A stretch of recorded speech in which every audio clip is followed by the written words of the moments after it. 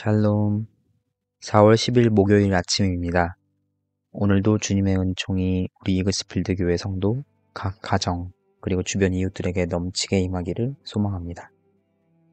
오늘 묵상할 말씀은 누가복음 21장 5절에서 19절입니다. 우리가 함께 볼 말씀은 누가복음 21장 5절에서 19절까지의 말씀입니다. 어떤 사람들이 성전을 가리켜 그 아름다운 돌과 헌물로 꾸민 것을 말하매 예수께서 이르시되 너희 보는 이것들이 날이 이르면 돌 하나도 돌 위에 남지 않고 다 무너뜨려지리라. 그들이 물어 이르되 선생님이여 그러면 어느 때에 이런 일이 있겠사오며 이런 일이 일어나려 할 때에 무슨 징조가 있사오리이까? 이르시되 미혹을 받지 않도록 주의하라. 많은 사람이 내 이름으로 와서 이르되 내가 그라 하며 때가 가까이 왔다 하겠으나 그들을 따르지 말라. 난리와 소요의 소문을 들을 때에 두려워하지 말라. 이 일이 먼저 있어야 하되 끝은 곧 되지 아니하리라. 또 이르시되 민족이 민족을 나라가 나라를 대적하여 일어나겠고 곳곳에 큰 지진과 기근과 전염병이 있겠고 또 무서운 일과 하늘로부터 큰 징조들이 있으리라. 이 모든 일 전에 내 이름으로 말미암아 너희에게 손을 대어 박해하며 회당과 옥에 넘겨주며 임금들과 집권자들 앞에 끌어가려니와 이 일이 도리어 너희에게 증거가 되리라. 그러므로 너희는 변명할 것을 미리 궁리하지 않도록 명심하라. 내가 너희의 모든 대적이 능히 대항하거나 변박할 수 없는 구변과 지혜를 너희에게 주리라. 심지어 부모와 형제와 친척과 벗이 너희를 넘겨주어 너희 중에 몇을 죽이게 하겠고 또 너희가 내 이름으로 말미암아 모든 사람에게 미움을 받을 것이나 너희 머리털 하나도 상하지 아니하리라. 너희의 인내로 너희 영혼을 얻으리라. 아멘. 종말을 생각해보면 Y2K가 떠오르곤 합니다. 과거 1999년에서 2000년으로 해가 바뀔 당시에 나왔던 용어입니다. 해를 뜻하는 Y와 2000을 뜻하는 K2K가 합쳐서 Y2K라고 사람들이 그 용어를 불렀습니다. 오랜만에 1000 단위의 숫자가 바뀐다 하여 여러 해프닝이 전 세계적으로 있었습니다. 세기 말이라는 용어와 함께 이 세상의 종말을 예언하는 사람들이 등장하기도 했습니다. 그 예언들은 성취된 것이 없기에 허구임이 밝혀졌으나 그 당시 그 말을 믿었던 사람들의 이야기들이 다양한 매체들을 통해서 전해지기도 했습니다. 종말은 무엇인가의 마지막을 의미합니다. 시작이 있으면 끝도 있다라는 것을 생각해보면 끝은 또 다른 부분의 시작이 될 수 있지만 이미 과거에 시작된 것이 더 이상 지속될 수 없다는 것을 보여주는 지점이기도 합니다. 그러한 의미에서 끝이라는 것은 여러 감정을 함께 표현할 수 있는 단어라고도 볼 수 있습니다. 오늘 본문에서 예수님은 계속해서 자신과 함께 있던 사람들에게 종말의 때, 마지막의 때, 그 끝의 날과 관련된 가르침을 주고 계십니다. 예수님은 성전에서 종교 지도자들과 자신을 따르던 제자들에게 종말에 대해서 가르치십니다. 오늘 본문은 어떠한 해프닝이 아닌 어떤 사람들의 시선에서부터 시작됩니다. 그 사람들이 잘 꾸며진 성전을 보고 그 아름다움에 대해서 언급합니다.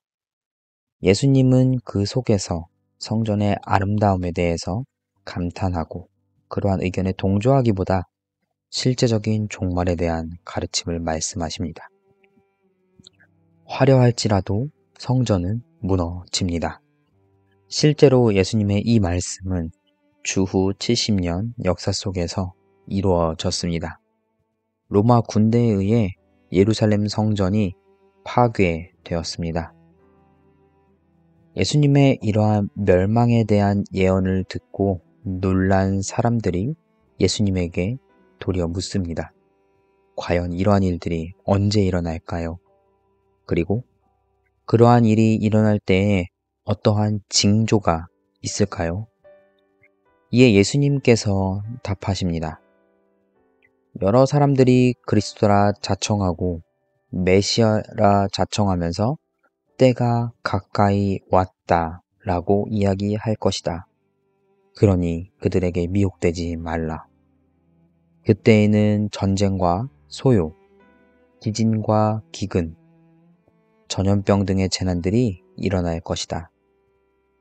그리고 이 일들이 일어나기 전에 예수님을 따르는 사람들은 여러 왕과 신하들 앞에 잡혀가고 핍박을 받으며 감옥에 갇힐 것이다 라고 예수님은 말씀해 주십니다. 그러면서 이러한 일들이 증거가 됨을 보고 깨달을 수 있다고 또한 언급하십니다. 분명 마지막 때에 예수님의 이름을 믿는다는 이유 때문에 다양한 핍박이 찾아올 수 있습니다. 그런데 그것이 곧 복음을 전할, 복음을 증거할 기회가 될 수 있다고 예수님께서는 말씀하십니다. 그리고는 마침내 인내하여 영혼을 얻으라고 격려하며 오늘 본문은 끝이 납니다. 사실 그 뒤에 내용이 더 이어지지만 오늘 19절까지의 말씀만을 가지고 나누도록 하겠습니다. 먼저 성전의 무너짐에 대해서 생각해 보고자 합니다. 실제로 성전이 무너지는 것은 과연 어떠한 의미가 있었을까요? 비단 이것은 단순하게 건물의 붕괴만을 의미하는 것은 아닐 듯 합니다. 유대인들, 고대 이스라엘 백성들의 역사 속에서 성전은 그들의 정체성이 담긴 상징물이었습니다. 유일신인 하나님을 섬기는 백성들에게 그 하나님께서 임재하는 장소로서의 성전은 정말 중요한 건축물이었습니다. 실제로 기원전 600년경에 바벨론의 포로로 끌려가고 예루살렘 성전이 무너지는 것을 경험한 남유다 이스라엘 백성들은 하나님의 임재가 자신들의 땅에서 떠나갔다고 생각하고 상실의 아픔을 경험했습니다. 그래서 그들은 포로로부터 돌아오자마자 성전을 다시 짓고자 했고 포로 귀환 이전부터 성전을 다시금 지을 날을 고대했습니다. 비록 약 500년이 넘는 시간의 차이가 있지만 예수님 시대에 성전에서 성전이 무너질 것이라는 이야기를 들은 사람들은 자연스레 과거에 실제로 무너졌던 성전 이야기를 떠올렸을 수 있습니다. 그리고는 다시 세워진 성전을 보면서 설마 이 성전이 또 무너질 소냐? 이렇게 생각을 했을 수 있습니다. 예수님 시대의 신약 백성들, 그리스도인들에게 성전은 500년 전 이스라엘 백성들이 생각했던 것과 마찬가지로 자신들의 신앙인으로서의 정체성을 보여주는 한 상징물이었습니다. 그런데 그것이 돌 하나도 돌 위에 남지 않도록 무너진다고 예수님이 말씀하십니다.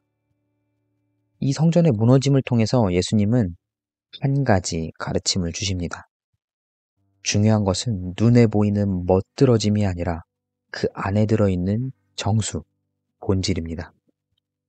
더 많은 헌금을 하고 높은 자리에 있으며 사람들에게 칭송을 받는 종교인의 모습보다는 우리는 그 어느 누가 보지 않아도 전심을 다해, 몸과 마음을 다해, 힘을 다해 주님께 영광을 올려드리는 참된 그리스도인들이 되어야 합니다. 두 번째로 징조에 대한 부분입니다. 사실 징조의 내용만 보면 겁이 먼저 덜컥 나는 것이 사실입니다. 민족끼리, 나라끼리 전쟁을 하며 여기저기에서 지진과 더불어 기근이 있고 그리고 예수님을 믿는다는 이유만으로 감옥에 잡혀가기도 합니다.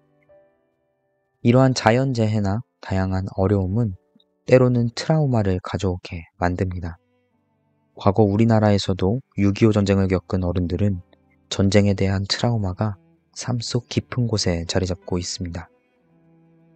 뿐만 아니라 한 번이라도 농사를 지으며 가축을 기르며 자연재해를 경험한 분들 역시 비슷한 재해가 발생할 때에 그것에 대한 두려움이 우리도 모르게 몰려오는 것을 경험하곤 합니다. 예수님께서는 우리에게 이렇듯 두려운 것들을 알려주시고자 예고하시면서 준비하라고 경고하는 이러한 징조들을 말씀하신 것이 아닙니다. 분명한 것은 우리에게도 이와 같은 고난이 주어질 때가 있다는 것입니다. 때로는 가세가 기울고 때로는 자연재해가 우리의 삶을 어렵게 하고 심지어는 정신적으로 영적으로 피폐해지도록 만드는 삶의 다양한 이슈들이 우리에게 찾아올 때에 우리는 어떻게 이것들을 극복해야 할지 날마다 고민하고 씨름하게 됩니다. 오늘 본문의 마지막 구절들인 18절, 19절이 이러한 우리의 삶 속에 위로의 메시지, 격려의 메시지로 다가옵니다. 우리는 하나도 상하지 않습니다. 우리는 인내할 수 있는 힘을 주님으로부터 얻습니다. 그래서 우리는 인내할 수 있고 결국엔 우리의 영원한 생명의 주인 되신 주님으로부터 우리의 영혼이 구원을 받을 수 있습니다. 이것이 예수님의 은혜입니다. 분명 고난이 우리에게 주어질 수 있습니다. 그것이 마지막 때에 주어질 수 있습니다. 우리가 그때를 모를지라도 하나님은 우리를 날마다 기억하고 돌보아 주십니다. 우리에게 때에 따라 돕는 은혜를 베풀어 주셔서 지혜와 능력을 공급해 주시고 끝까지 믿음을 지켜나갈 수 있도록 은혜를 주십니다. 오늘 우리는 종말의 때를 살아간다고 이야기하기도 합니다. 이 종말의 때가 되게 넓게 느껴집니다. 하루가 천년 같고 천년이 하루 같은 하나님의 시간 속에서 이 종말의 때는 때때로 정말 짧은 시간인 것 같지만 우리의 시간 관년 속에서는 길 수도 있다고 생각이 됩니다. 이 때에 우리는 이 세상에서 멋있고 아름다운 것들을 보며 그것에 매료되어 주님의 영광을, 주님의 임재를 보지 못할 때가 있습니다. 세상의 아름다움은 잠깐입니다. 우리는 그 이면에서 우리를 돌보시는 주님의 아름다움을 볼 수 있어야 합니다. 그래서 이 세상이 마치는 그날에 정말 혼돈과 어지러움이 가득한 그때에 우리는 우리의 믿음을 지킬 수 있도록 주님께 은혜를 구해야 합니다. 우리 스스로는 인내할 수 없는 그 인내를 주님께 구하며 주님 앞에 나아와서 엎드려야 합니다. 오늘 하루 우리와 동행하시는 주님의 은혜로 다양한 삶의 문제 가운데에서도 인내하며 극복하는 우리 성도님들 되시기를 주님의 이름으로 축복합니다. 기도하겠습니다. 선하신 주님, 주님의 은총을 구합니다. 우리는 언제 올지 알 수 없는 주님의 날을 고대하며 살아갑니다. 하나님의 나라가 우리에게 이미 임하여 우리가 주님과 동행함을 깨닫게 하시고 다시 오실 주님을 기다리며 주님의 나라를 고대하도록 우리를 이끌어 주시옵소서. 주님께 은혜와 지혜를 구하오니 어려운 시절을 지나가고 있는 우리 모든 성도들을 굽어 살펴보시고 아픈 상처들을 싸매시는 주님의 놀라운 은혜를 경험하게 하옵소서. 인내의 열매를 우리에게 허락하시고 어려움 속에서도 늘 주님을 붙들고 버티며 살아갈 수 있는 우리 모두가 되게 하옵소서. 몸과 마음이 약하여 신음하는 성도님들을 위해 기도합니다. 주님의 치료의 광선과 손길을 구하오니 하나님, 회복이 필요한 모든 성도들에게 또한 그들을 돌보며 간호하는 모든 가족들과 이웃, 성도들에게 지치지 않는 체력과 마음 그리고 영적인 능력들을 더하여 주시옵소서. 모든 말씀 우리 주 예수님의 이름으로 기도합니다. 아멘. 오늘 우리가 들은 말씀을 기억하고 하나님 나라를 함께 고대하며 이웃을 환대하고 연약한 이들과 연대하며 오늘 하루를 말씀으로 살아내는 우리 모두가 되기를 주님의 이름으로 소망합니다.